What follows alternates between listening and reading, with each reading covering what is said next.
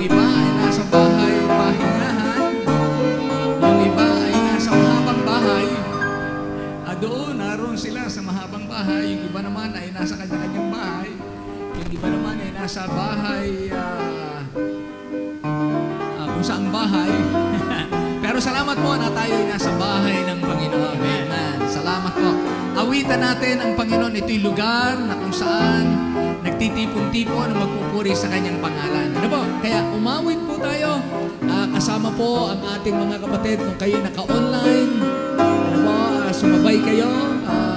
I hope na kayo po ay naka-ready din, nakabihis din kayo. Tayo po'y manambahan kasi ito'y panambahan. Kayo may malayo, kayo'y nanambahan din, hindi lamang nanood.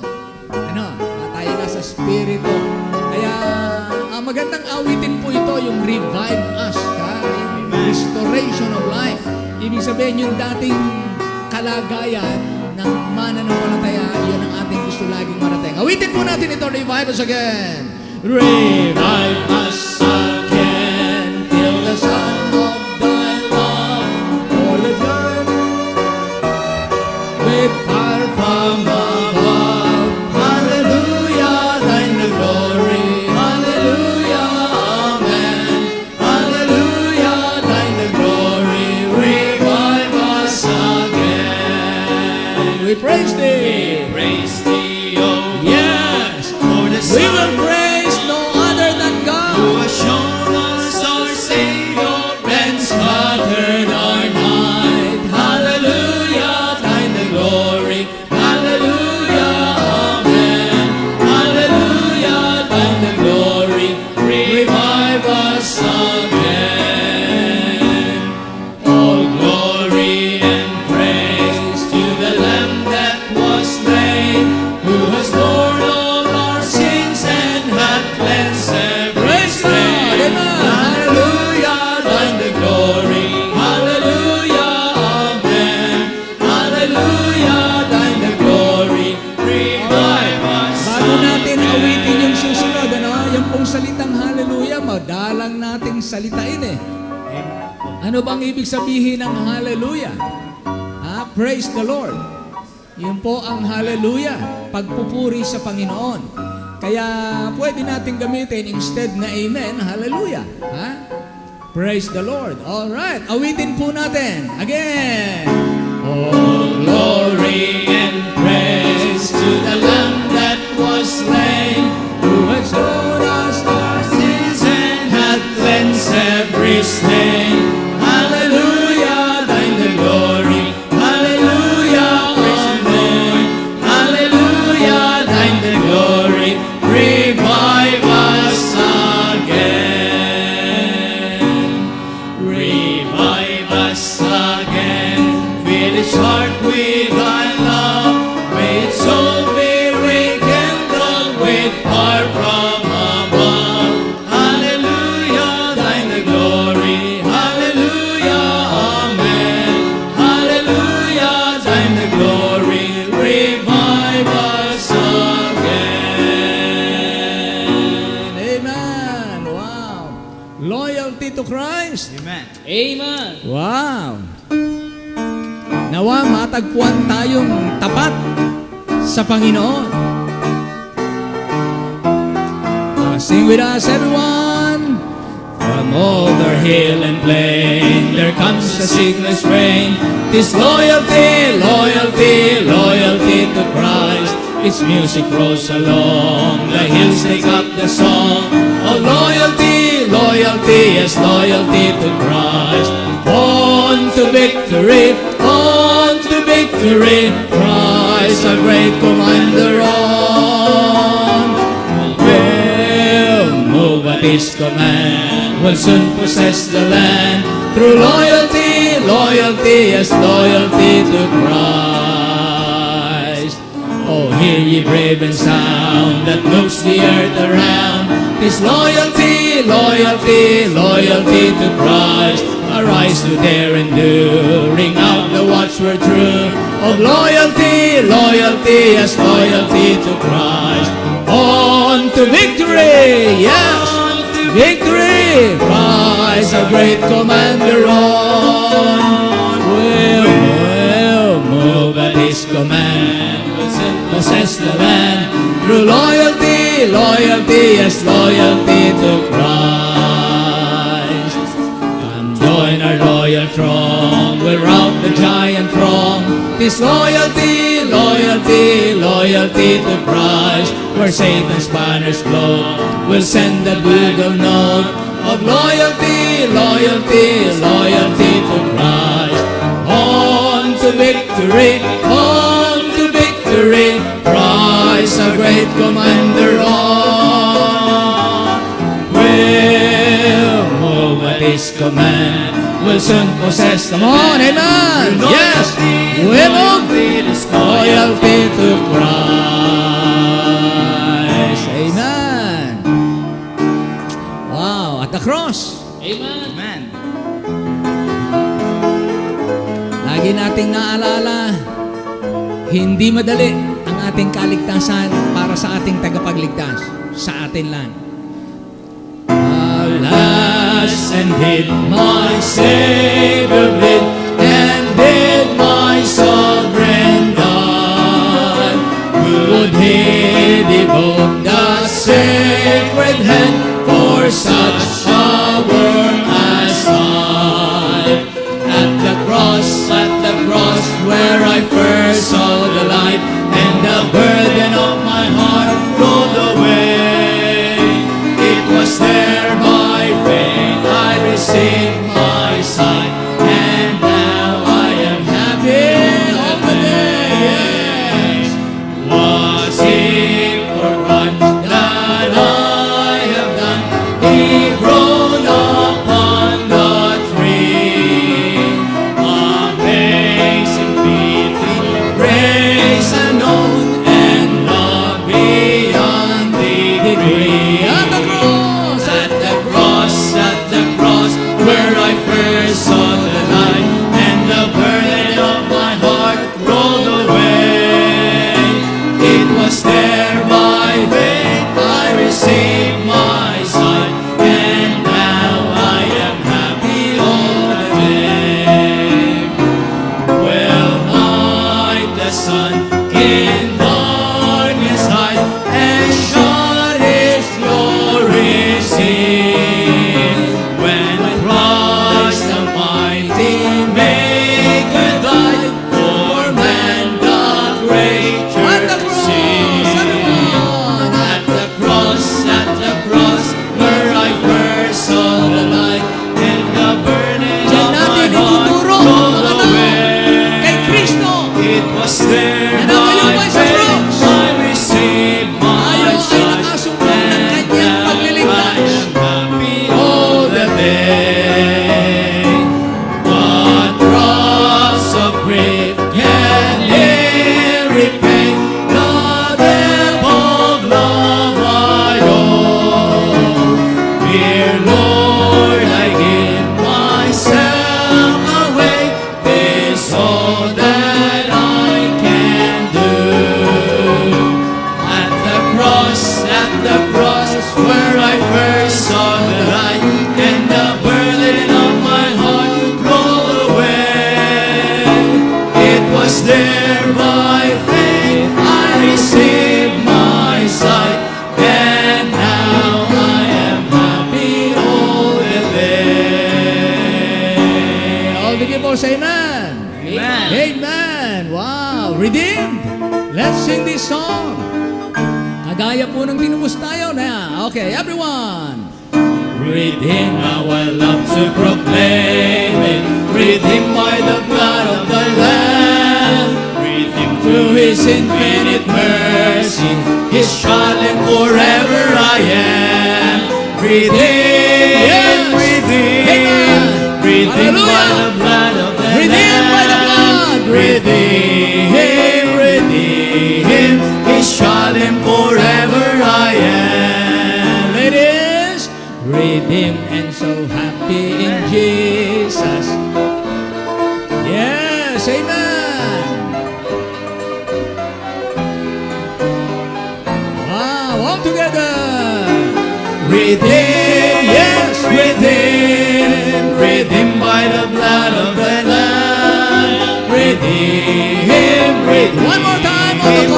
shod and Let's sing the forever I word, am. redeemed.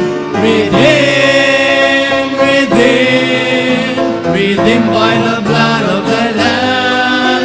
Redeemed, redeemed, is shod and forever I am. Sarap ano, pagka tinubos ko na, walang hanggan na ang pagiging anak ng Diyos. Amen. Wow. Talagang walang ganyang may pag-asa na katulad po ng mga tinubos ng ating Panginoong Hesus.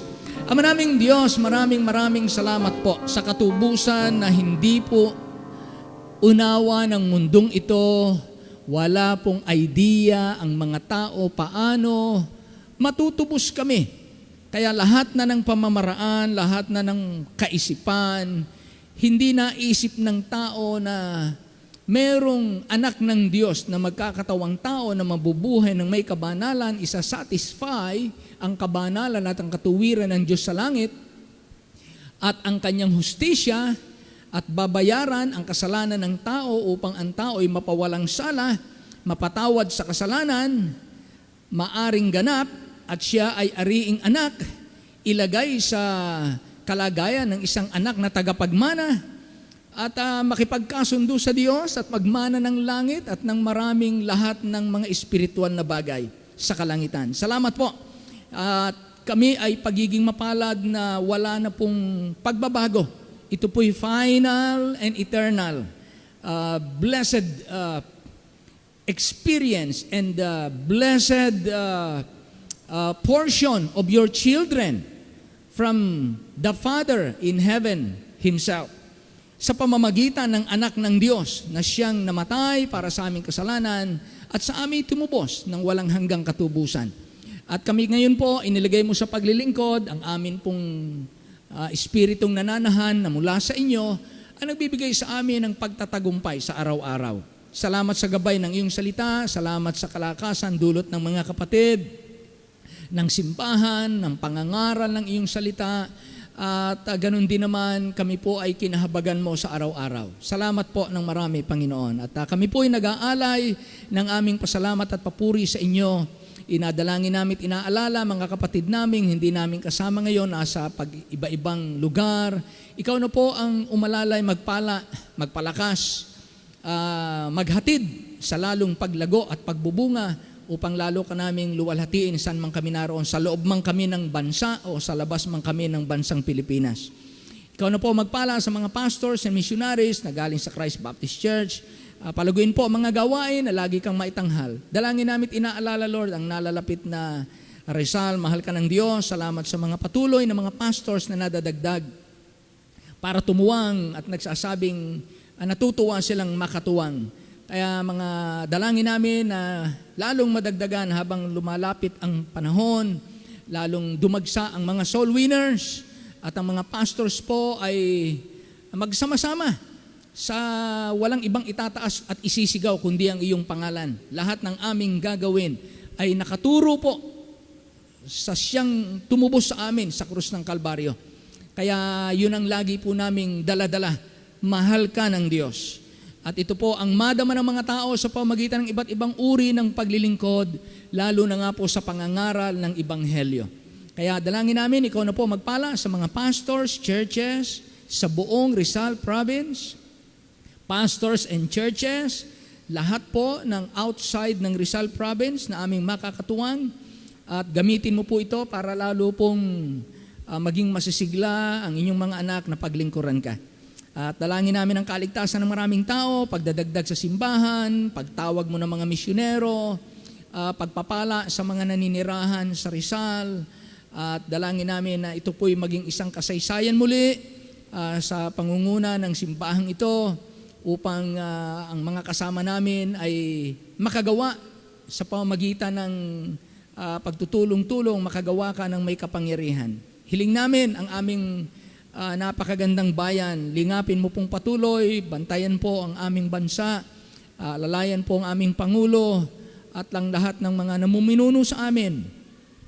Ang sumisira sa aming mga sandatahang lakas, ang ginagamit ng dyablo para sila ay makurap at masira ang aming kaayusan at kapayapaan, inyo pong huwag pagwagiin. Pagtagumpayin niyo po ang aming mga matatapat na mga kapulisan, matatapat na mga sandatahang lakas, matatapat na mga mamamayan ng bansang Pilipinas. Pagtagumpayin niyo po ang katuwiran sa aming bansa. Hiling namin ang lahat ng ito at dalangin sa pangalan lamang ng aming Panginoong Hesus at lahat po ay magsabi ng malakas na Amen. Amen. Amen. Maraming salamat po. Magbabasa tayo muli ngayon. Exodus 19:1-25. Ali po tayo para basahin natin 1-25. Exodus 19. Malapit na po tayo dun sa Exodus 20. Andiyan yung 10 Commandments eh. Yung iba naman, ang tawag nila sa kanila naman ay 10 Commandments. Hindi 10 Commandments 10 Commandments. Ito naman ay pag-iingat sa pagkain. Okay, basahin po natin ang salita ng Diyos. Narito po ang ating mga kapatid. Basahin natin ang Exodus 19 verses 1-25. Sa ikatlong buwan, pagkatapos na ang mga anak ni Israel ay makaalis sa lupain ng Ehipto, ay dumating sila ng araw ding yaon sa ilang ng Sinai. At nang sila'y umalis sa Rephidim at dumating sa ilang ng Sinai, ay humantong sila sa ilang at dooy humantong ang Israel sa harap ng bundok. At si Moises ay lumapit sa Diyos at tinawag ng Panginoon mula sa bundok na sinasabi, ganito mo sasabihin sa sangbahayan ni Jacob at sasaysayin sa mga anak ni Israel. Inyong nakita ang aking ginawa sa mga Ehipsyo at kung paanong dinala ko kayo sa mga pakpak ng agila at kayo'y nilapit ko sa akin din. Kaya't ngayon, kung tunay na inyong susundin ang aking tinig at iingatan ang aking tipan, ay magiging isang tanging kayamanan nga kayo sa akin na higit sa lahat ng bayan sapagkat ang buong lupa ay akin. At kayo'y magiging isang kaharian ng mga saserdote sa akin at isang banal na bansa. Ito ang mga salita na inyong salitain sa mga anak ni Israel. At dumating si Moises at tinawag ang mga matanda sa bayan at ipinahayag sa harap nila ang lahat ng salitang ito na iniutos ng Panginoon sa kaniya. At ang buong bayan ay sumagot na magkakaisa at nagsabi, yaong lahat na sinalita ng Panginoon ay aming gagawin at ipinagbigay alam ni Moises ang mga salita ng bayan sa Panginoon. At sinabi ng Panginoon kay Moises, narito ako'y naparirito sa iyo sa isang salimuot na ulap upang marinig ng bayan pagka ako'y magsasalita sa iyo at paniwalaan ka rin naman nila magpakailanman. At sinalita ni Moises ang mga salita ng bayan sa Panginoon. At sinabi ng Panginoon kay Moises, pumaroon ka sa bayan at ipagbabanalin mo sila ngayon at bukas at labhan nila ang kanilang mga damit.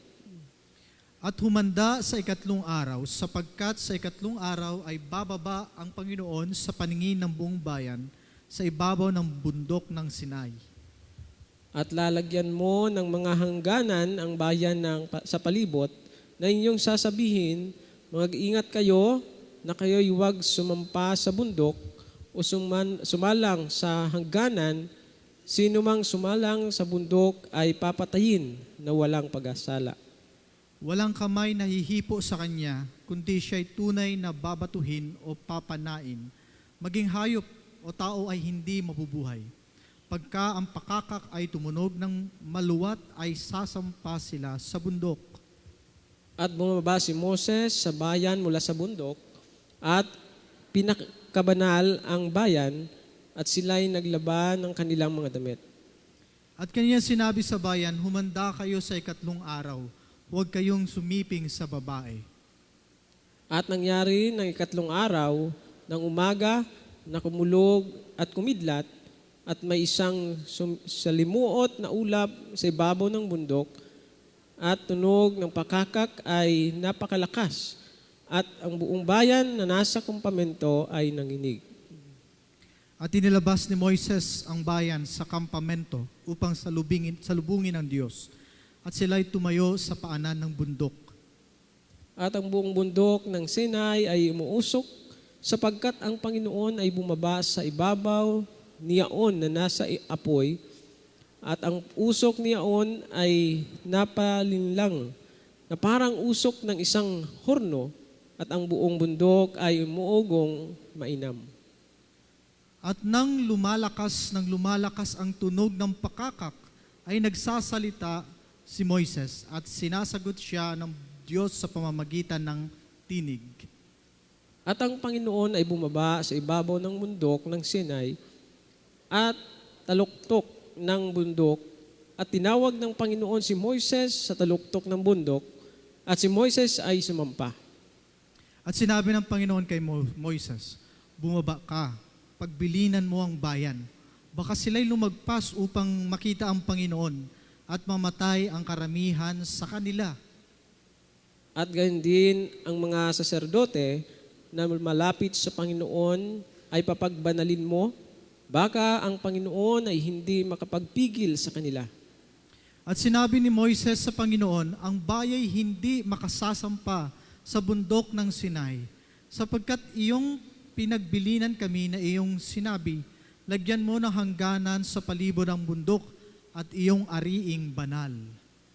At sinabi ng Panginoon sa kanya, yumaon ka, bumaba ka, at ikaw ay sumampa, ikaw at si Aaron na iyong kasama, ngunit ang mga saserdote at ang bayan ay huwag lumampas sa mga hangganan upang lumapit sa Panginoon, baka siya ay hindi makapagpigil sa kanila. Sabay-sabay po tayo. Sa Sa gayoy gayoy, bumaba si Moises sa bayan at sinaysay sa kanila. Maraming salamat po sa pakikiisa sa pagbabasa ng salita ng Panginoon. Amen. Sige po, maaari na po kayo maupo.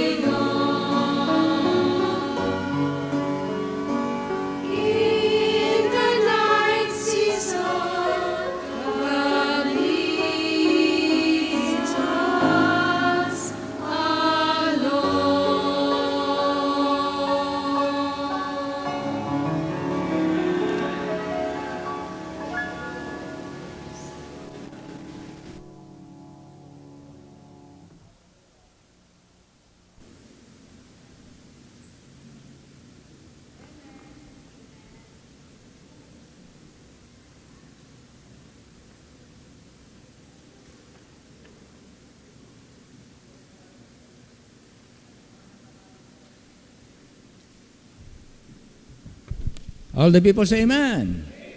God leads us. Yun ang maganda no, ha? Yung masabi nating God leads us. Kaya ano man yung nasa unahan kapag ka God leads us, makakatawid tayo. Yun naman ang pinakita niya, di ba? Yung Israel, magmula sa Egypt, maglalakbay sila papuntang Kanaan. Hindi naman yun patag na mga kapatid Hindi naman yun patag na lupa. Ha? Hindi naman alam nila ang daan na meron ng kalsada kung saan sila dadaan doon. Hindi naman ganun yung paglalakbay nila. Hindi ganun Kaya kailangan nilang i-lead sila ng Panginoon.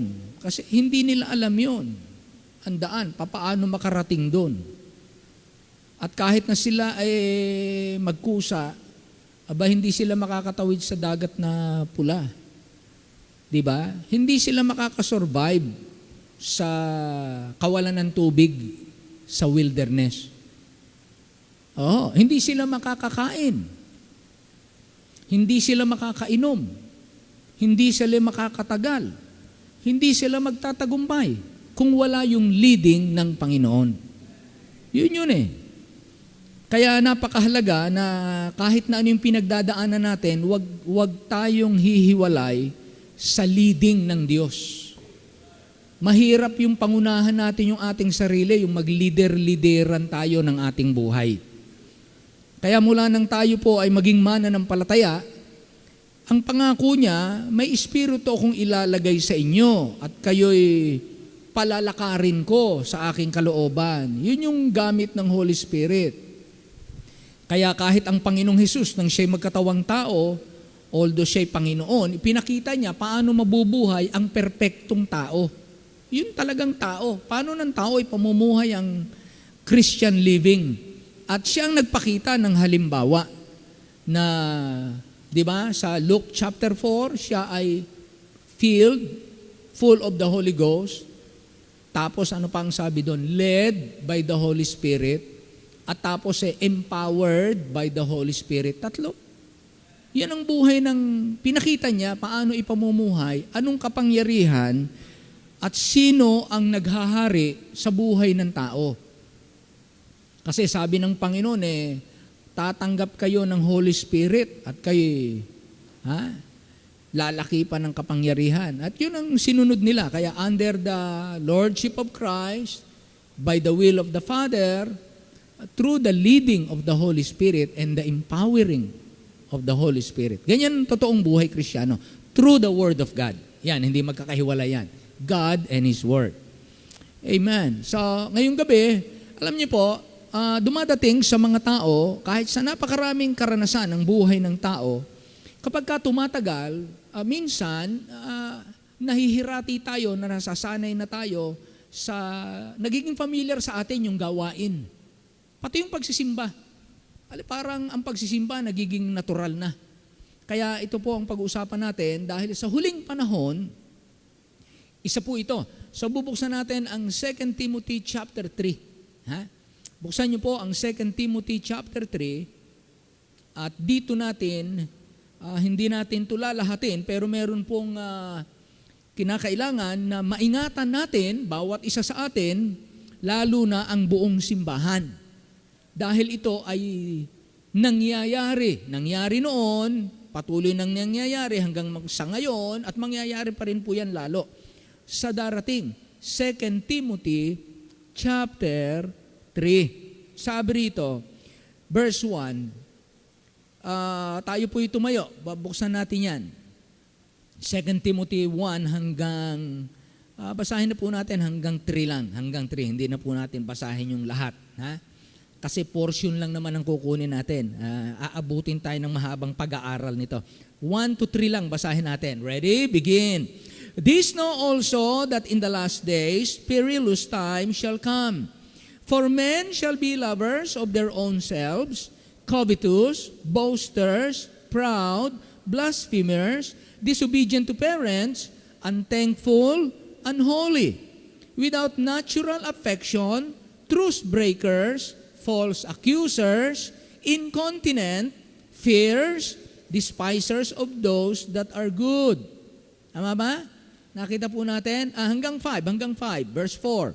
Traitors, heady, high-minded, lovers of pleasures more than lovers of God, having a form of godliness, but denying the power thereof, from such turn away. Mapapansin nyo, itong mga maling gawa at kasalanan dito, binanggit lang, wala nang karugtong na mga pangungusap pa nang banggitin. Tulad ng sabi rito, pagdating ng men shall be lovers of their own selves. Tapos na, covetous, boasters, blasphemers. Wala nang karugtong. Binanggit-banggit lang na gano'n, na ito ang mga characteristics ng last days. Without natural affection and so on. Verse 4, traitors, heady-minded, lovers of pleasures more than lovers of God. Pero pagdating sa verse 5, sabi diyan, having a form of godliness, ang haba. Dapat tapos na ron pero hindi. Having a form of godliness, but denying the power thereof, from such turn away. Na ito po ang gusto ko pong ating pagtuunan ng pag-aaral at pansin upang ating huwag maranasan sa ating buhay. Maiwasan natin ito, yung having a form of godliness. Kaya ang pamagat po ng ating mensahe ngayong gabi ay form of godliness. Form. Anyo. Itsurang makadiyos. Yan ang delikado. Delikado po ito, kaya hinabaan pa ng paliwanag at binigyan pa ng payo. Ama naming Diyos, muli po kaming lumalapit sa inyo. Dalangin namin ang mensaheng ito, lalong magbigay sa amin ng awareness, sincerity, ganon din naman po ng watchfulness, ganon din naman po ng discernment, at lalo mo kaming akayin upang hindi po kami maging biktima ng tinatawag na anyo ng kabanalan.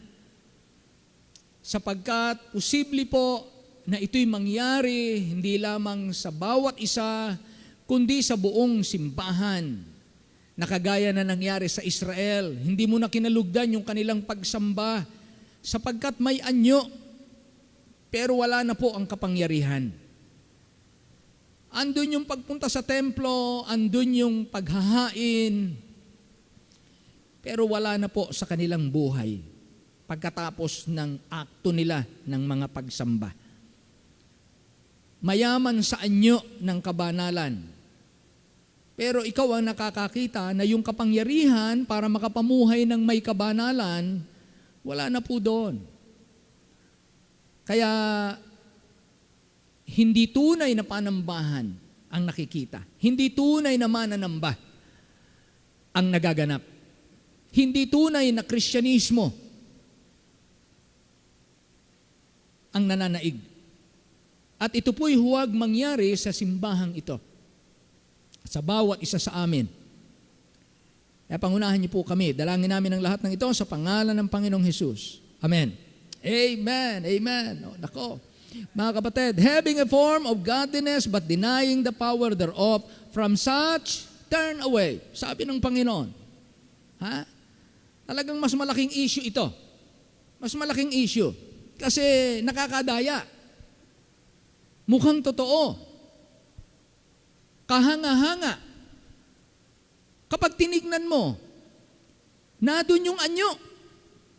Pag tinignan mo, yung mata mo ay pwedeng magkamali na ito ay isang makadiyos na simbahan o makadiyos na samahan o makadiyos na mga tao o makadiyos na pag-uugali o makadiyos na mga gawain. Kaya ang advice po dito, from such turn away. Lumayo ka rin naman sa mga ito. Layuan mo ito. Yung may anyo lang ng kabanalan. At ito lamang po, yung ating pagpuntos dyan, yung sinasabing a form of godliness, yan po'y tumutukoy sa the look from the outside. Ano yung tingin mula sa labas pag tinignan siya? Mukhang makadiyos. The look from the outside. Number 2, the look from the inside. Pag tinignan mo naman sa loob, pag tinignan mo yung loob, hindi makadiyos. Pag tinignan mo sa panlabas, makadiyos. Kung nakikita lang natin ang loob, kagaya ng pagkakita ng Diyos, hindi makadiyos. No wonder, hindi magkakatugma ang salita ng Diyos sa ating buhay kapag ang pagiging makadiyos, hindi na po totoo sa loob. Totoo na lang sa labas. Maaring madaya tayo ng ating sarili. At hindi tayo dapat madaya. Kaya dapat magkakaano yan. The look from the outside, the look from the inside, and then ang sabi dito, from such turn away. Yan ang payo ng Diyos sa langit. Kaya ang pangatlong puntos, the look from the Lord's side. First, the look from the outside. Second, the look from the inside. And then ang pangatlong bahagi, the look from the Lord's side. Pag ang Panginoon ang titingin, hoy, huwag kang sumama dyan. Hoy, huwag kang gumaya dyan. Hoy, huwag kang matuwa dyan. Iwasan mo yan. Ayan ang sabi ng Panginoon, from such turn away. So ang totoong godliness, ang totoong godly, na makikita natin sa Biblia, ay napakaganda. Kung makita natin ang godliness sa buhay ng tao, o sa ating buhay na yun ang gusto ng Diyos. Kaya pinaiiwas tayo sa itsura lang na makadiyos. Itsurang mananamba, pero hindi totoong mananamba. Itsurang simbahan, pero hindi gumaganap ng gawain ng simbahan. Kaya ganyan, ano? Ang totoong godliness na ating makikita sa banal na kasulatan, ay makikita po natin yung mga ganitong katangian na titignan po natin sa Biblia. Matthew 3:17. Sa Matthew 3:17, dahil ang Panginoong Hesukristo ay talaga namang makadiyos, godly, hindi lamang sa anyo. Kaya ang anyo ng godly, hindi laging mukhang mayaman. Hindi ko mukhang mayaman, maganda, magara ang bihis, magara sa sakyan, ang lalaki ng bato ng singsing, kasi lalaki ng baseball ang bato ng singsing, makadiyos. Kasi, grabe. Hindi po ganon. Ito ang sabi ng Matthew 3:17, and lo, a voice from heaven saying, this is my beloved Son, in whom I am well pleased. Kapag sinabing godly, ang Diyos mismo nalulugod. Amen. Kaya yun ang hahanapin natin. Yung kinalulugdan ng Diyos. Ang taong talagang makadiyos, kinalulugdan ng Diyos. Yan ang talagang godly. Ngayon, hindi naman natin mahatulan yon. Pero yun ang talagang godly. Pag ang Diyos nalugod sa buhay mo, sa nakita niya sa iyo, outside, inside, Lord's side, pag nagkasama-sama yan, nagkatugma-tugma, yung nakikita ng Diyos at yung nasa iyong kalooban at yung ginagawa mo, abay pare-pareho, merong consistency. Nalulugod ng Diyos dyan. Godly yan. Kaya dapat yun, nagkakasama-sama. Sa una, makikita natin ang mga katangian, ang mga sumusunod. Kinalulugdan ng Diyos. Number 1. Number 2, John 8:29 and 30. Binibigyang lugod ang Diyos. Ang taong talagang godly, na hindi lamang sa anyo, kundi sa kapangyarihan ng kabanalan ay sumasa kanya, nagbibigay lugod. Hinahanap niya na ang malugod, yun ang target niya, yun ang very aim, very dream, yun ang kanyang silakbo ng damdamin, yung gusto kong lugurin ang Diyos. Kaya ako to gagawin, gusto kong lugurin ang Diyos. Kausap ako nung minsan, pastor. Sa abroad to, sa abroad. Hindi naman sinasadya. Kasi ako'y humahanap ng mga sabi nga ng Bible, humingi ka, kumatok ka, maghanap ka, makakasumpong ka. Humahanap ako ng mga additional na magsusupport ng financial para sa mahal ka ng Diyos. Nagbabrowse ako ng biglang sa akin yung pangalan nitong pastor na to. Ay di tinawagan ko. Messenger, buti naman, libre na. Di, sa madaling kwento, nagkausap kami.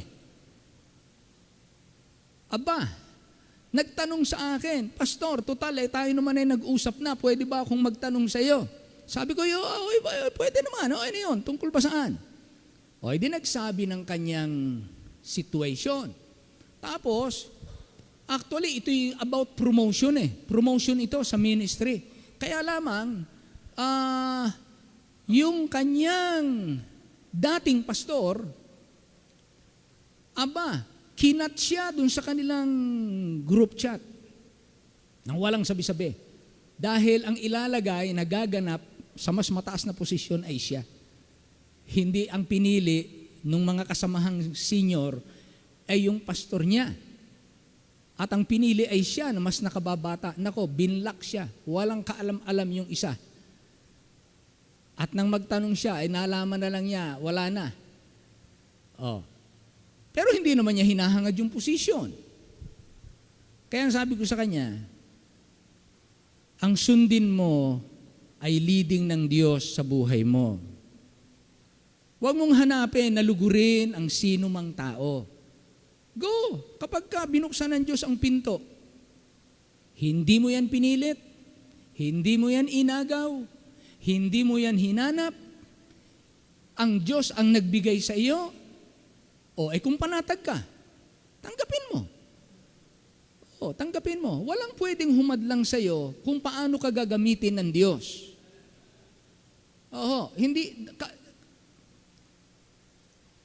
Pagka tayo nakatatandang pastor, pagka umuunlad at higit na mas malaki ang nagagawa ng mga nakababatang pastor, abay matuwa tayo. Kung meron ditong miyembro at saka misyonero at mga taga-Christ na mas malaki pa ang gawain sa Christ Baptist Church, we will salute. Amen? Di tayo dapat mainggit, dapat tayo matuwa.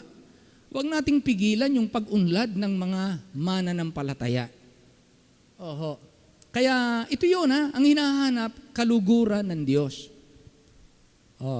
Alala ko yung payo sa amin ni Pastor Wosley, talagang huwag niyong ipagagamit sa tao ang inyong impluensya.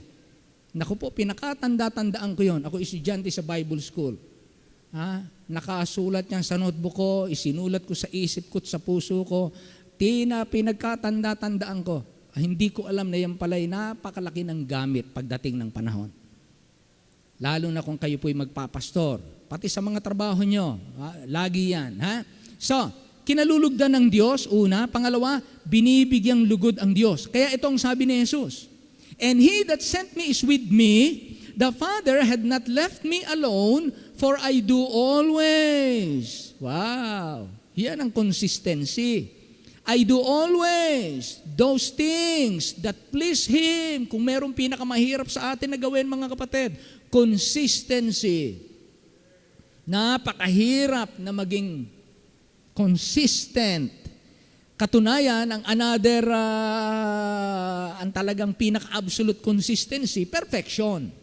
Walang mali. Yan ang talagang consistent, walang mali. Kaya lang, walang taong ganun Walang talagang all the way consistent tayo. Ang consistent sa atin yung pagkakamali.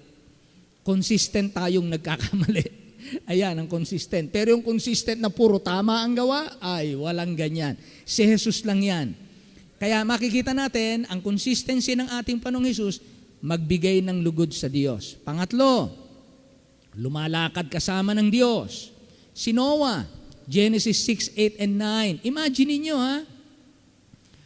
Genesis 6, 8, and 9. But Noah found grace in the eyes of the Lord. These are the generations of Noah. Noah was a just man, perfect in his generations, plural. And Noah walked with God. Yan, ang talagang godly, yan ang makadiyos. Sino ang kasama mo sa paggawa mo ng desisyon? Sino ang kasama mo sa pangarap mo? Pinagsisikapan mo? Sinusunod mo? Pinapanginoon mo ang Diyos. Kaya sabi diyan, and Noah walked with God. Ayun. Yan ang talagang makadiyos. Consistent, godly lifestyle, kahit ang majority ay worldly. Ayun. Ang talagang godly, salungat ng majority na worldly. Ayan ha, yan ang godly. Kaya kung kayo ay godly, huwag kayong magtaka, kasalungat kayo ng mga karnal, mga worldly, at mga alipin ng dyablo. O yan, kasi ang kalaban lang naman natin, tatlo. Ang ating sariling laman, ang sanlibutan, ibig sabihin yung way of thinking ng mundong ito, yung system ng mundong ito, at si Satanas at ang kanyang mga kampon. Kaya yan lang ang kalaban natin. Wala tayong kalabang tao. Malibang lumalakad sa laman, yung tao. Ganon. So, lumalakad kasama ng Diyos. Yan yung mga godly. Next, kinasihan ng Diyos. Genesis 39, 2 and 3. Paano nyo malalaman ang taong godly? Abay, kinakasihan ng Diyos ang taong ito. And the Lord was with Joseph, and he was a prosperous man. He was in the house of his master, the Egyptian, and his master saw that the Lord was with him. And the Lord made all that he did to prosper in his hand. Nakita nyo ha? Kinasihan ng Diyos. Andun yung kamay ng pagpapala ng Diyos. Andun yung presensya ng Diyos sa kanyang buhay. Kinakasihan siya, tinutulungan siya ng Diyos. Sino ang katulong niya? Ang Diyos. Sino ang nasa likod ng lahat ng tagumpay niya? Ang Diyos. Sino ang kalakasan niya? Ang Diyos. Sino ang nagpapangyari ng hindi niya kaya? Ang Diyos. Why? The Lord was with him. Bakit sinisikap ibagsak si Joseph, hindi maibagsak ng mga tao? Ang Diyos. Kinasihan ng Diyos. Next, Daniel 3:17 and 18. Yung tatlong magkakaibigan. Ano pang makikita nyo sa godly? Dedicated sa Diyos. I mean, dedicated. Talagang dun inialay ang kanilang buhay. Ha? Sabi dito sa verse 17, if it be so, our God whom we serve is able to deliver us from the burning fiery furnace, and He will deliver us out of thine hand, O King. But if not, be it known unto thee, O King, that we will not serve thy gods, nor worship the golden image which thou hast set up. Kahit kami patayin mo, mahal na hari, kahit hindi kami iligtas ng aming Diyos, hindi kami babago ng aming dedication sa buhay namin. Idinedicate na namin yung buhay namin sa Diyos. Hindi na namin pwedeng gamitin kahit kaninong Diyos, kahit kaninong tao, kahit kaninong hari, kahit kaninong utos. Talagang kami dedicated na sa Diyos. Yan ang maganda. Alam nyo kung kanino nyo inialay ang inyong buhay. Kaya kapag ka naialay nyo na ang inyong buhay, abay buong buhay na yon. Amen? Hindi na yung mababago. Kahit na sa, kita nyo naman ito, itong tatlong ito, abay galing sa Israel, dinalang bihag sa Babylonia, dinala sa abroad, dinalang bihag. Biruin nyo itong tatlong ito, palibasa dedicated sa Diyos, hindi lamang nung sila nasa kanilang bayan. Kahit dalhin mo sila sa abroad, yung lifestyle nila hindi nagbago. Ha? Ang talagang godly, makikita nyo, pag inilayo nyo sa kanyang mga kasamahan, aba yung lifestyle, paninindigan at pagiging makadiyos pa rin kahit na nasa ibang bayan. Hindi nagbabago. Ngayon, kung may anyo lang, anyo. Anyo lang ng kabanalan. Pansamantala lang yon. Wala doon yung kapangyarihan. Walang katotohanan yung kabanalan na yon. Anyo lang. May forma. Kaya mahirap yung anyo lang. Ayaw ng Diyos na tayo bilang simbahan, bilang mga mananampalataya, mabuhay na anyo lang ng kabanalan. Then, Acts 1:4. Of course, marami pa kayong pwedeng ilagay dyan. Empowered ng Diyos. Dedicated siya sa Diyos, kahit nasa ang lugar siya, hindi nagbago ang kanilang commitment, hindi nagbago yung kanilang dedication, hindi nagbago yung kanilang faithfulness, loyalty, hindi nagbago. Yung way of worship nila, yung paninindigan nila, yung conviction nila, same. Kahit nasa abroad sila. Kaya malaking pagsubok po ang pagkatayo nasa abroad. Malaking pagsubok yan kasi wala nang nakakakilala sa iyo dun eh. Malaya ka dun eh. Malaya ka. Next, empowered ng Diyos. Kaya makikita niyo sa Acts chapter 1 verse 4. And they were all filled with the Holy Ghost and began to speak with other tongues as the Spirit gave them utterance. They were all filled. Yan ang mga godly. Sabi nga kapag ka ikaw ay talagang submissive, dedicated sa Panginoon, ang Holy Spirit, feeling at home siya. Ha? Di ba? Di ba pagka kayo nakapunta sa isang lugar na nag-iinuman, tapos kayo hindi kayo magiinom, you don't feel at home. You don't feel at home. Parang gusto mong lumayo. Tapos kung ang usapan nila, puro mura. Ha? Kung ang usapan, puro mura. Tapos puro kalaswaan. You don't feel at home. You don't feel at ease. You don't enjoy the company. Ganon din ang Holy Spirit. Hindi niya kukontrolin itong mga taong ito na 120. Kung itong 120 disciples na ito ay hindi naghihintay sa kalooban ng Diyos sa kanilang buhay. Kaya yun ang bilin ng Panginoon, hintayin niyo ako sa Jerusalem at ang pangako ng aking Ama, babautismuhan kayo sa Espiritu Santo. At naghintay sila. And they were empowered on the day of Pentecost. Kaya meron pong kakaibang lakas na gumagawa sa inyong buhay kapag tayo po ay talagang makadiyos. Kaya gusto ng Panginoon talagang hindi anyo kasi walang reality dun Wala dun yung reality ng Kristiyano. Okay, so yun lang po mga introductory truths yan. Ngayon, tingnan po natin. Number 1, the look from the outside. Doon po natin kinuha dun sa having a form of godliness. Form. Outside. Pag tinignan mo, makadiyos. Okay? So ano pong halimbawa ng may form? Pag tinignan mo, ang ganda. Ang bait. Mayumi. Ha? Mukhang masarap na kaibigan. Mukhang magandang mapangasawa. Pag tinignan mo, anyo ha? Pag sa anyo mo lang titignan. So pag tinignan mo ang anyo, mukhang mabait. Mukhang mapagtitiwalaan. Mukhang makadiyos. Mukhang honest. Ano pa? Ha? Maglagay na kayo ng maraming magandang anyo. Taglay niya. Mukhang malinis sa katawan. Ha? Mukhang masipag. Lahat na, ilagay nyo na. Lahat ng mukhang maganda. Kaya lamang, siya ay manikin. Pag tinignan niyo yung manikin na babae o lalaki, mukhang mabait. Kasi ang gaganda ng itsura ng manikin Mukhang malinis sa katawan. Mukhang magandang kaibigan. Kaya lamang, wala doon yung katotohanan Walang buhay. Wala yung power. Walang buhay. Walang katotohanan. Yun ang wala sa manikin. Pero mukhang mabait. Mukhang masarap kaibigan. Mukhang masarap kasama. Mukhang maunawain. At ganyan po, may mga simbahan na ganyan.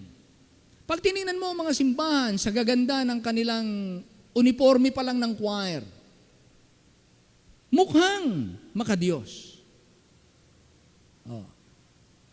Tignan mo sa kanya-kanyang bahay. Alamin mo ang mga trabaho niyan. Tingnan niyo ang record niya sa kanya-kanyang trabaho.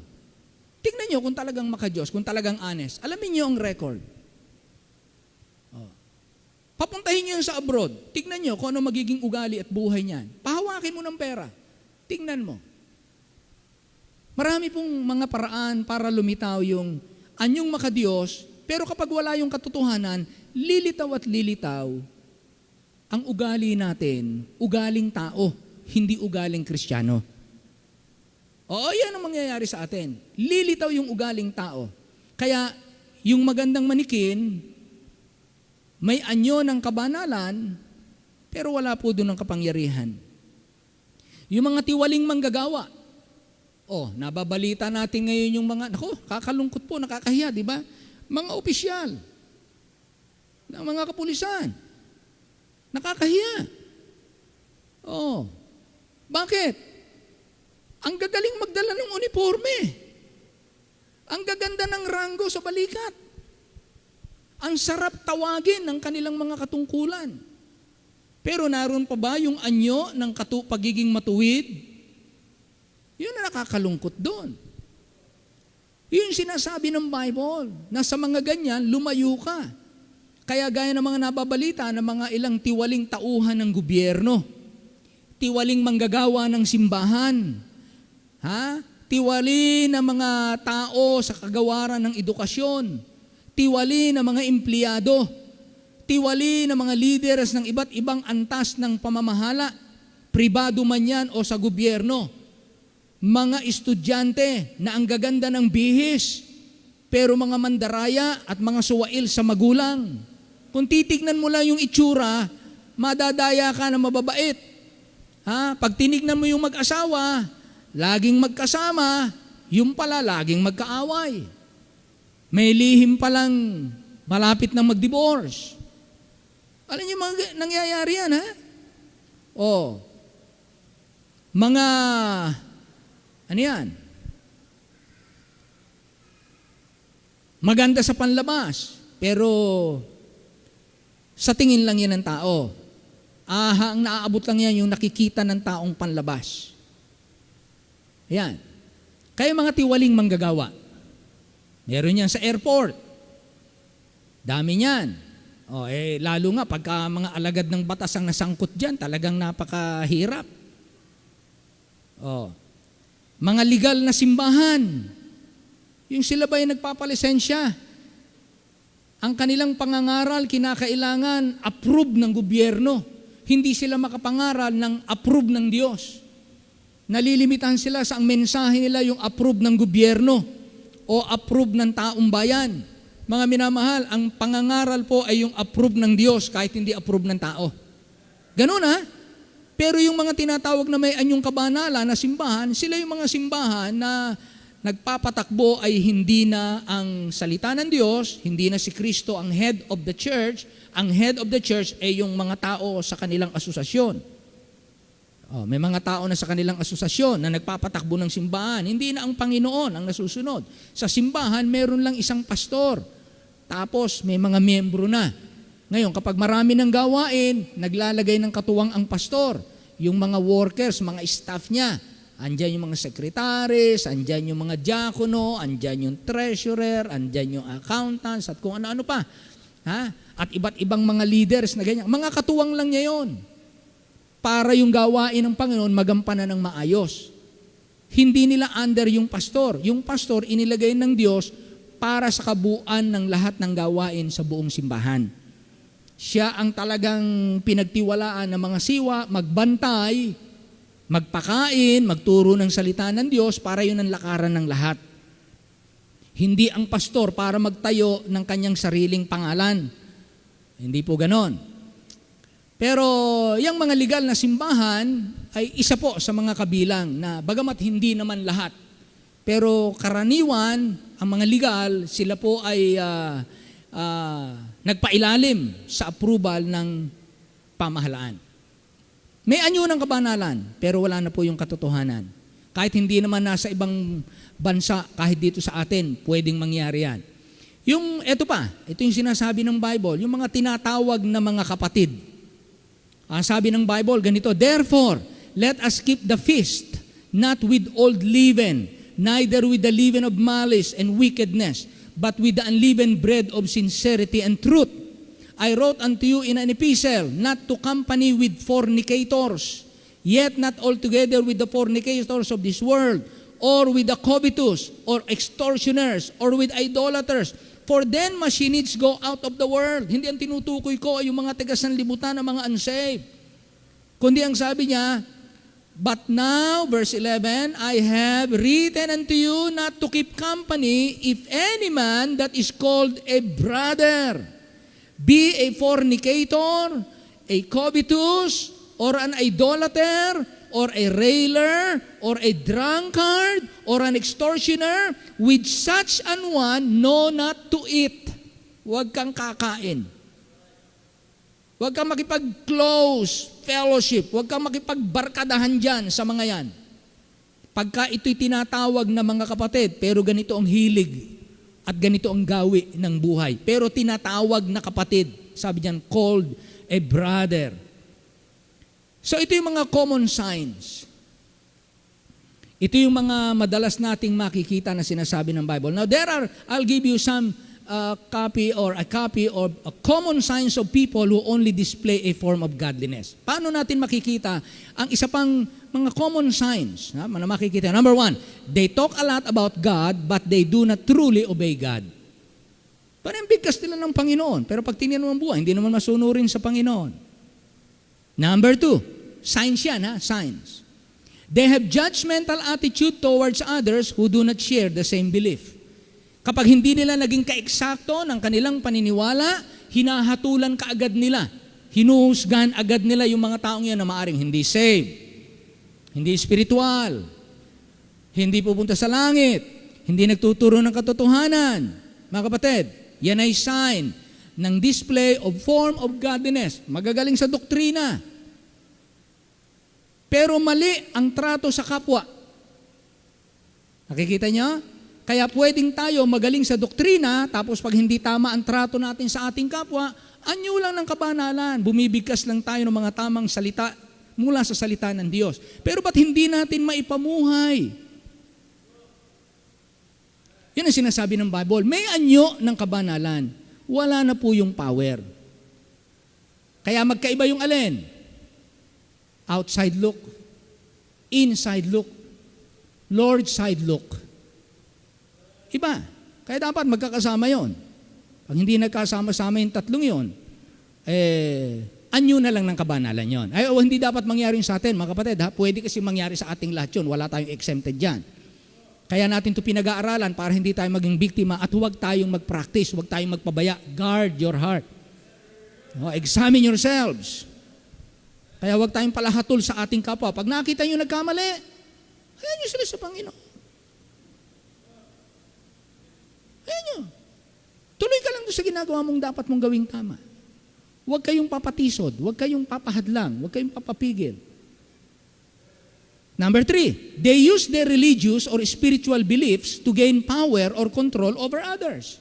Ginagamit nila yung kanilang pagiging kapangyarihan o yung kanilang husay sa aral at doktrina para kontrolin ng iba. Mali ang tama ang aral, mali ang motibo, mali ang pinupunto, gustong mangontrol ng iba. So hindi dapat ito mangyari ito'y sign na may anyo ng kabanalan, tama ang sinasalita, pero bakit mali ang ginagawa? Kaya meron tayong sinasabi, action speaks louder than words. They do not show compassion or kindness to the needy. Hindi marunong mahabag sa mga mahihirap o mga nangangailangan. Tama naman ang doktrina. Alam naman ang salita ng Diyos. Pwedeng pastor, pwedeng graduate sa Bible school, pwedeng asawa ng pastor, pwedeng worker ng simbahan, pwedeng matagal ng miyembro, pero walang concern. Nagkikibit balikat lang. They do not show compassion or kindness to the needy. That's number 4. Number 5, signs lang po ito. They only follow the parts of their religion that suit them. Ang tawag po natin dito mga eclectic, mga namimili ba? Sila yung mga namimili lang ng kanilang susundin. Ito, susundin ko to. Ito, susundin ko to. Ito, ayoko nito. Ito, ayoko nito. Ito, wag ako dito. Ito, susundin ko. Hindi po. Pag utos ng Panginoon, saludo tayo sa lahat ng salita niya. The teachings and the commandments, susunod po tayo, paniniwalaan natin. So, they only follow the parts of their religion that suit them. Ano to po? Signs of godliness, but denying the power thereof. Wala na po yung katotohanan. Number 6, they prioritize their own over the needs of others. Selfish. Me first. Ako muna. Minsan, makikita mo yan kapag sasakyan. Nag-uunahan sa sasakyan. Wala silang pakialam kung sino matatanda, paunahin. Okay, yung mga ladies, paunahin. lalaki mismo nakikipag-unahan at inuunahan yung matatanda at yung mga babae. Ano yun?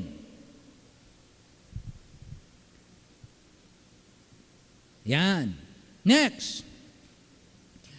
They only engage in religious or spiritual practices to gain recognition.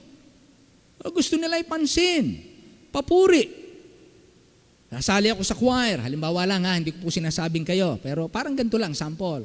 Magpapastor ako, mga ganyan Sasali ako sa choir, magjo-join ako sa ganito, para ano? Ay gusto niya ng papuri, gusto ng pansin. Ayun, hindi pala ang hinahanap ay si Kristo, ang hinahanap pala ay si Kristi. Ano? Minsan ganun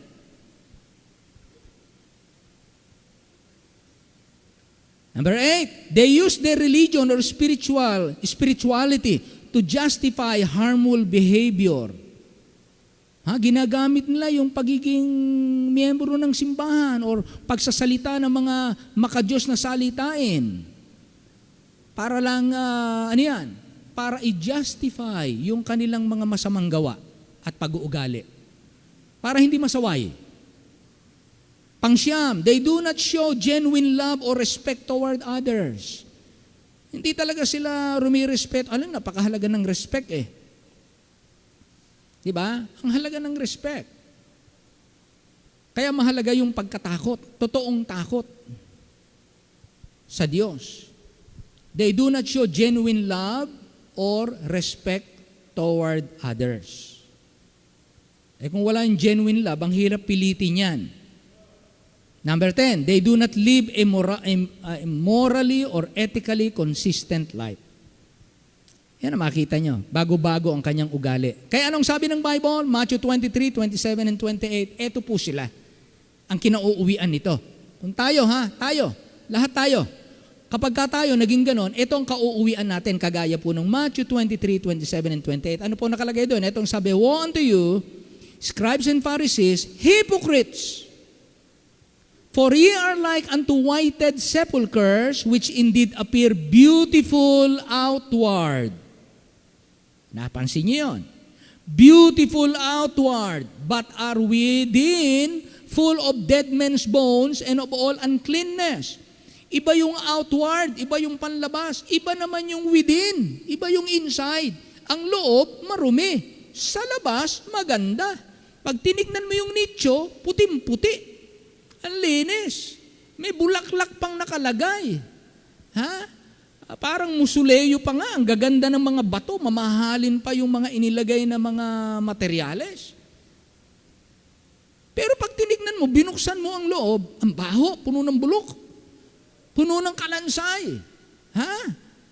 Maganda sa labas. Yun ang sabi ng Panginoon. Ang tawag niya, ganito ang itsura ng mga hypocrite. Even so, ye also outwardly appear righteous unto men, but within you are full of hypocrisy and iniquity. Yun ang kinauuwian po nito.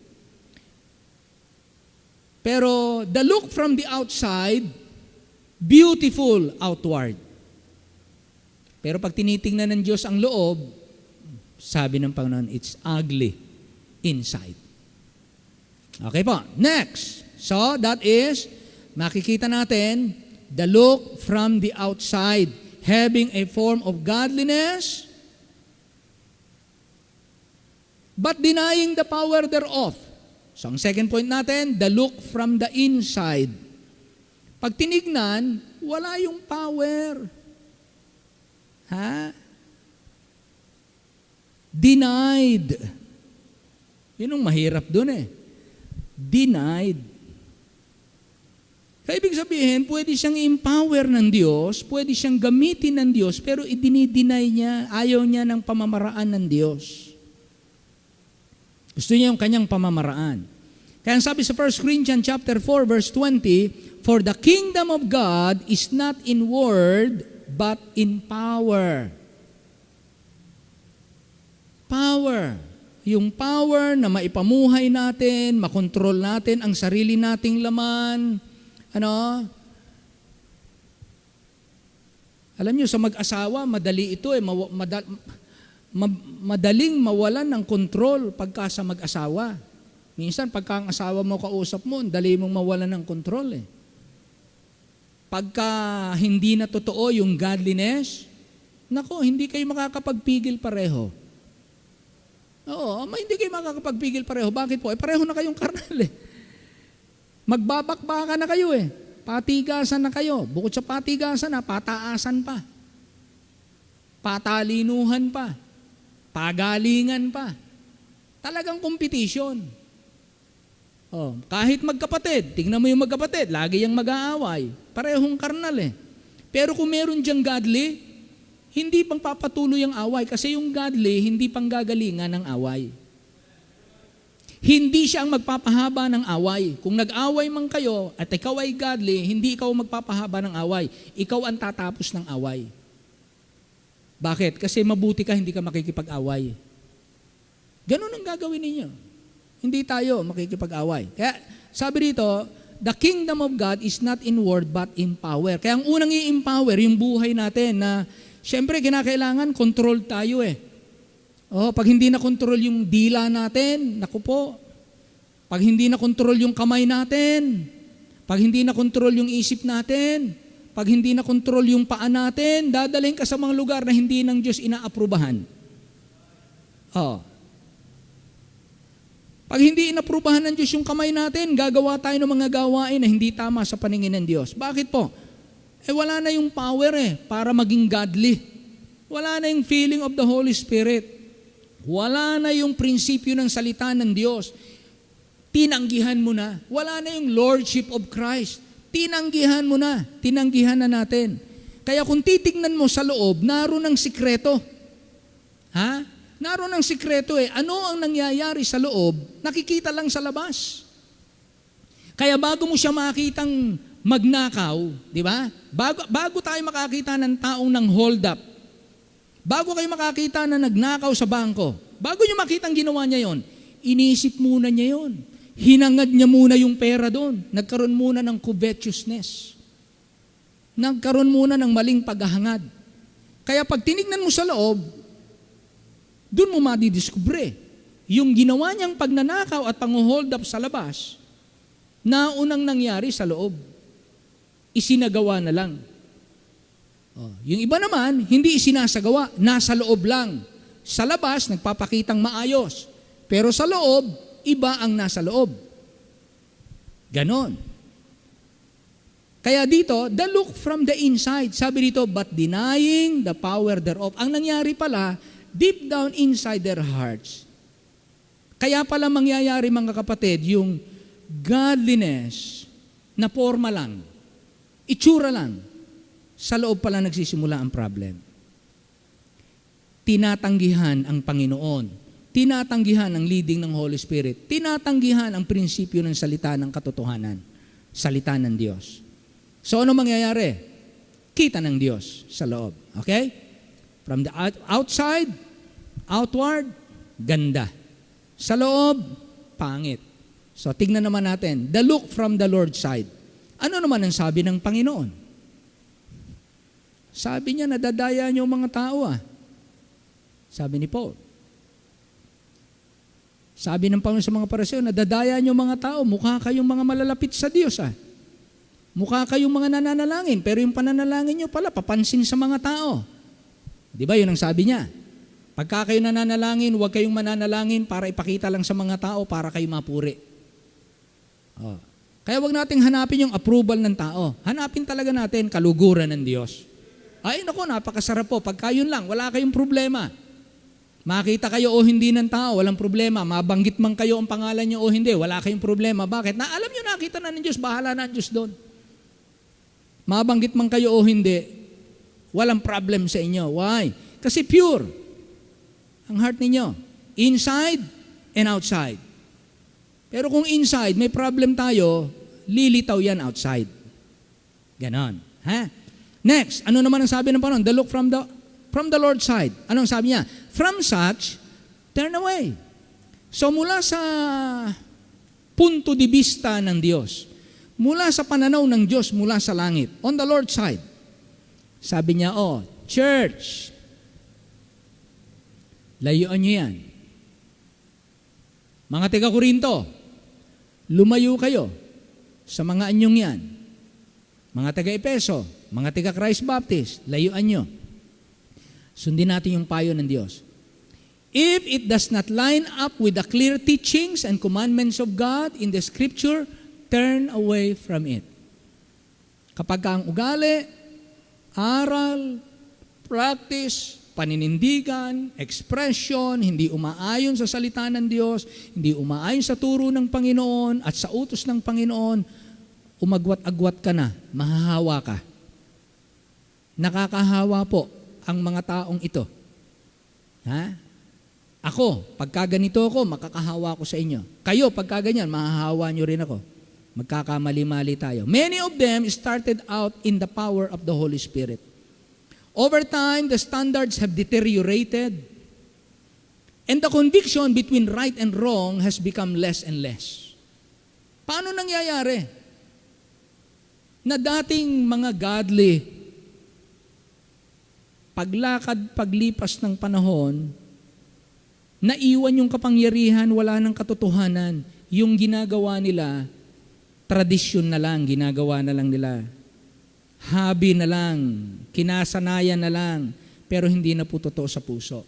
Kaya yung tunay na mananamba, nagsisikap makapanambahan. Bakit? Totoo eh. Yung tunay na nagmamahal, nagsisikap makarating dun sa liligawan. Bakit? Ang nag-uudyok, totoo eh. May power dun eh, inside. Naroon yung truth. Oh.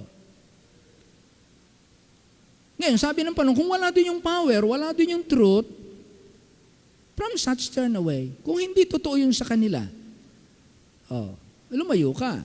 Kasi, etong simbahan, kaya maraming simbahan sa Bible, sa 7 churches, nag-deteriorate sila.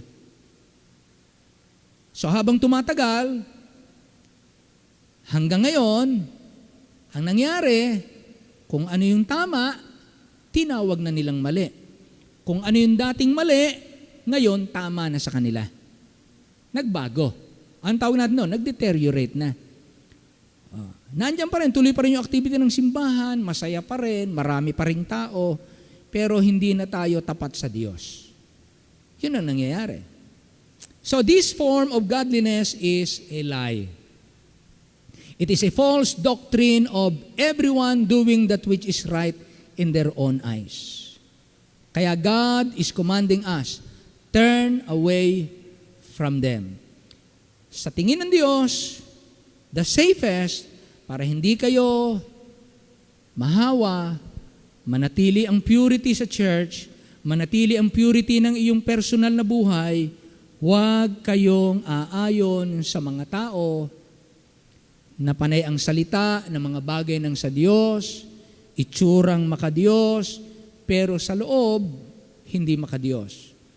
O kaya naman nagsasalita ng mga bagay ng Diyos, pero pag tinignan mo ang gawain, hindi sumusunod sa Diyos. Sabi ng Panginoon, lumayo ka sa mga ganito. So tayo, mga kapatid, as a church, nung minsan, may kausap ako na leader ng simbahan at hindi siya Baptist, pero yung kinamulatan nila, yung practice nila, hindi ayon sa Bible.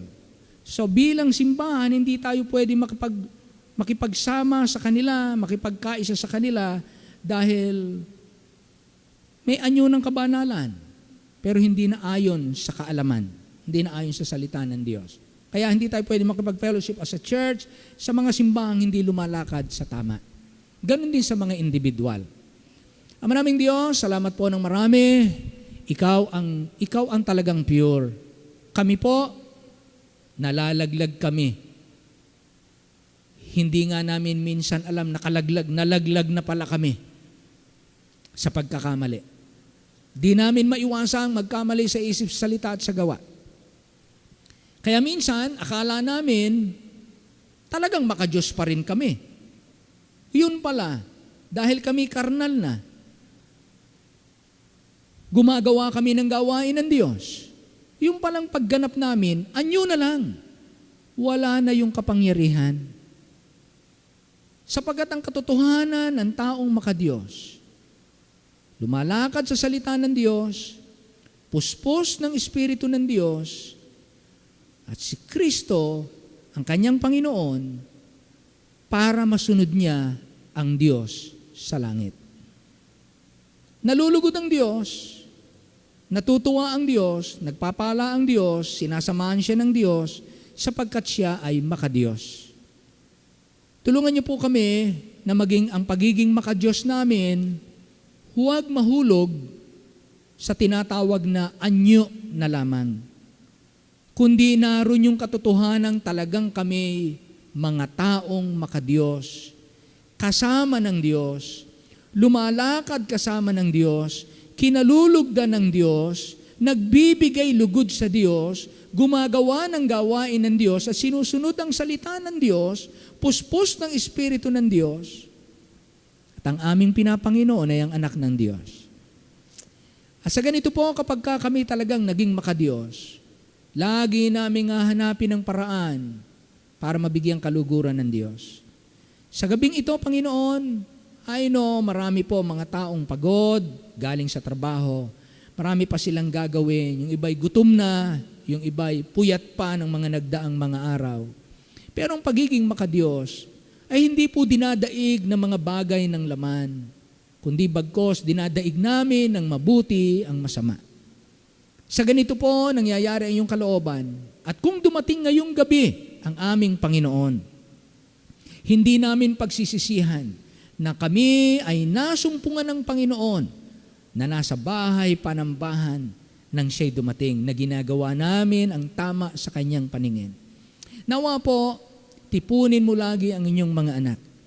Ang aming pagiging makadiyos ay hindi nakasalig sa aming kanya-kanyang sariling desisyon at desisyon ng Diyos kaya namin ginagawa ang isang bagay. Salamat po sa pagsisikap ng bawat isa. Alam ko pong marami sa inyong mga anak na gustong makarating, maaring hindi binagkalooban ng tamang pagkakataon. O marahil ang iba po ay nagkamali ng pagpili at wala po ngayong gabi. O yung iba naman ay marahil talaga hindi talaga makakarating. Merong mga kinakailangan silang asikasuhin. Kaya ikaw po ang higit na nakakalam, wala sa amin ang paghatol. Ang nasa amin, laging mag-encourage ng mga kapatid dahil hindi namin alam, mas makakabuti po na kami mag-encourage kaysa kami po'y maging tagapagpahina ng sino man. I-bless po ang bawat isa at nawa po, nabigyan ka namin ng kaluguran sa gabing ito, maging ang mga naka-online, they try their best to join, not by their presence but in their spirit, they join us sa pag-aaral at pangangaral ng iyong salita. I-bless mo po ang bawat isa. Hiling namin ang lahat ng ito sa pangalan lamang ng aming Panginoong Hesus. And all the people say amen? Amen, amen. Tayo po tumayong lahat at tayo po ay aawit. Amen. Wow. I look from the outside, I look from the inside, and most importantly, I look from the Lord's side. Ha? Yan ang pinakamaganda po niyan. Umawit po tayo. Meron po tayo magagandang mga awitin na gusto nating inaawit-awit. Meron ka bang nakaredy na dyan, kapatid? Aha. Ang isang awitin po natin, itong I found a friend. Dahil ito'y ating kaibigan, lumakad tayong kasama niya.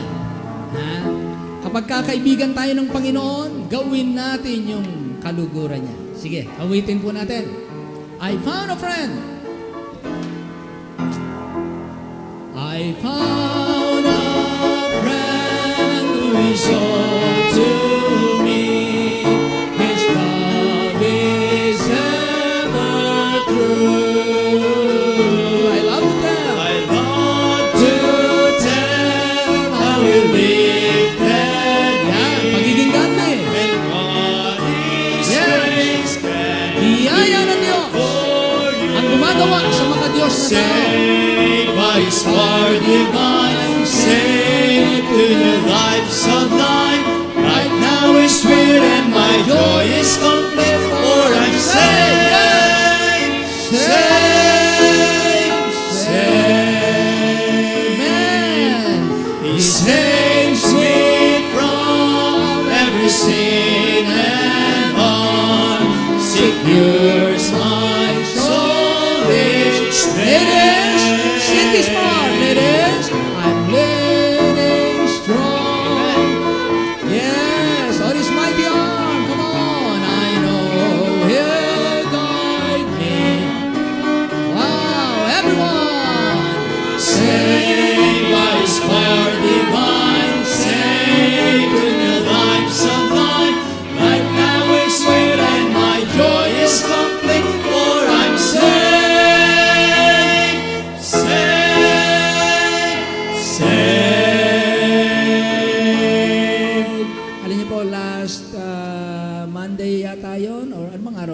Wednesday, last Monday nga yata yun. Pinapirma po ako, dahil ako representative ng Diyos, pinapirma na po ako, mga kapatid, sa absolute deed of sale. Ano, nakapirma na po tayo. So, sila naman ang pipirma. At susunod niyan, lalakarin na po yung titulo. Ano, kaya nagtatanong yung bangko, sinong lalakad? Kami ba o kayo na? So, pinili natin ang maglalakad na sa atin ay tayo na. Meron tayong kapatid, Sister Elena, siya na maglalakad po niyan. At ano niya yan, linya niya yan. Kaya salamat sa Panginoon. Sa linggo, pakikita natin yung lakad ng ating mga kapatid na pumunta sa Rizal. At binaybay na naman nila ang mga bayan-bayan. Talagang, well, it's a blessing na makarating po at makatungtong sa bawat bayan at ipanalangin ang bawat bayan. Hindi natin ito kaya ng tayo lang. Pero salamat, nagbigay ang Panginoon ng mga katuwang at ang panalangin natin mas marami ngayon kaysa sa lahat ng nagdaan. Let's pray for that. Kaya salamat sa mga kapatid na mga katuwang. Okay po, so tayo magtipon po ng ating mga kaloob.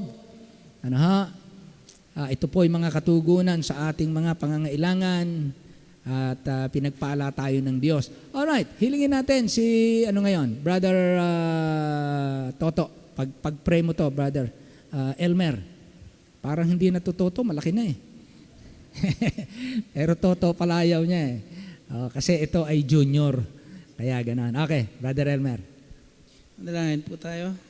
Pagpalang Diyos, kapangyarihan sa lahat. Maraming salamat po sa tagumpay ng pananambahan ngayong gabi. Thank you, Lord. Salamat sa presensya ng bawat isa nakarating at sa mga hindi po at sumabay sa amin nakisama sa prayer meeting night na ito, Panginoon, sa online. Salamat, Panginoon, sa iyong kadakilaan sa aming buhay. May patuloy niyong binibiyayaan ng kalusugan. Yes, Lord. Ang pag-iingat sa araw-araw. Maraming salamat sa iyong pagpapala, Panginoon, Amen. na patuloy pinagkakaloob sa bawat isa. Maraming salamat sa presensya po ng mga nakarating ngayong gabing ito. Pagpalain mo po ang bahagi ng aming pananambahan ngayong gabi, ang pagkakaloob. Ito po'y magamit lalo sa ikakalawak ng iyong ebanghelyo sa lugar na ito. Salamat, Panginoon, sa tagumpay na binigay mo sa aming pag-iikot sa Rizal. Apo. At salamat sa mga nadagdag pang pastor na tutulong, Panginoon. Aging matagumpay nawa ang paghahangad ng bawat isa. Higit sa lahat, ang church na ito ang nangunguna, Panginoon, para magamit pag-abot sa lugar na iyon. Napakalawak ng Rizal. At salamat, Panginoon, dahil willing ang bawat isa na napuntahan namin at tumulong.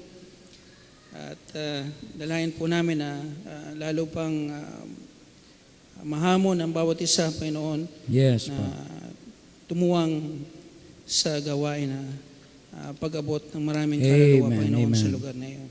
Salamat sa gabing ito at naway pagpalain mo ang bawat isa, hindi makakapagbigay. Yes, po. Lalo mo nyo pong gamitin, Panginoon, ang kanilang resources, ang bawat binibigay mong trabaho, lalo mo silang pagtagumpayan at sa gayon ay makasama po namin sila sa ganitong paglilingkod. Amen. Ang pagkakaloob, Panginoon, para sa inyong gawain. Patawad po sa anong pagkukulang namin. Ito po ang aming dalayan sa pangalan ni Jesus. Amen. Amen. Amen. Amen.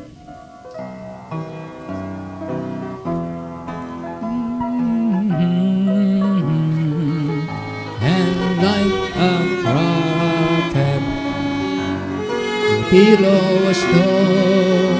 Kanina may kausap ako. Sabi niya, Pastor, may mga kilala ako sa Teresa. Kasi si Pastor Cardanyo. Oo, sabi niya, nagpastor ako doon eh. Tutuwang kami. At saka yung mga kakilala ko ron. So, salamat sa kapatid na yan. Encouragement. Ha? Wow. Alright, tayo po'y tumayo. Awitin natin. I got a mansion on the chorus. Everyone sing with us. I got a mansion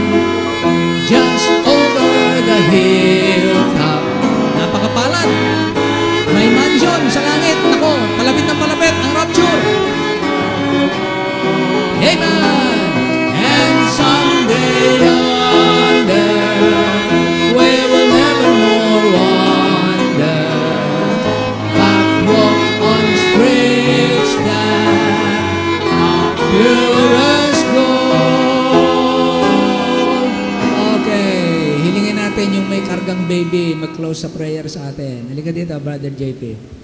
Halika.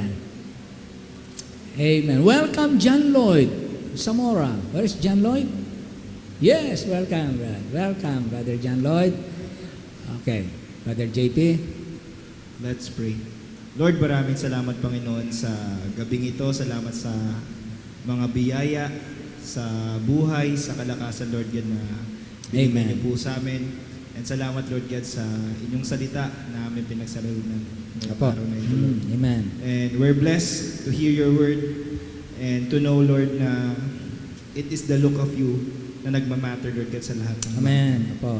that made us beautiful outside and inside, Lord. Yes, thank you, And Lord. Lord, we're praying, Panginoon, na may apply po namin sa aming mga buhay ang inyong salita, ang aming natutunan sa aming prayer meeting ngayong gabi. And bless our pastor, Yes, Lord. his family, Panginoon. Patuloy niyo po siya gamitin sa inyong ministry. Ganon din po sa lahat ng miyembro mula bata hanggang sa pinakamatanda, Lord. Use us to continue in the mission, Amen. to continue with your service, Lord God. Pagpalain niyo po kami. Provide for our needs. Kayo po ang mag-ingat Amen. sa bawat isa. Nandito man o hindi, Lord God. And also, Apo. we're praying, Panginoon, sa lahat ng plans ng ministry, Lord God. Kayo po ang mag-provide, tumugon, maging successful po lahat ng ministries, Lord God, sa bawat taon, Lord God, na binibigay niyo sa amin. Ingatan niyo Yes. po kami sa aming panandaliang paghiwa-hiwalay at patawarin niyo po kami sa aming mga nagagawang kasalanan. Apo. Thank you, Lord. This we ask in Jesus' name we pray. Amen. Amen. Amen. Magandang gabi po sa lahat. Rejoice in the Lord always. And by the grace of God, let's live for Him in sincerity and in truth.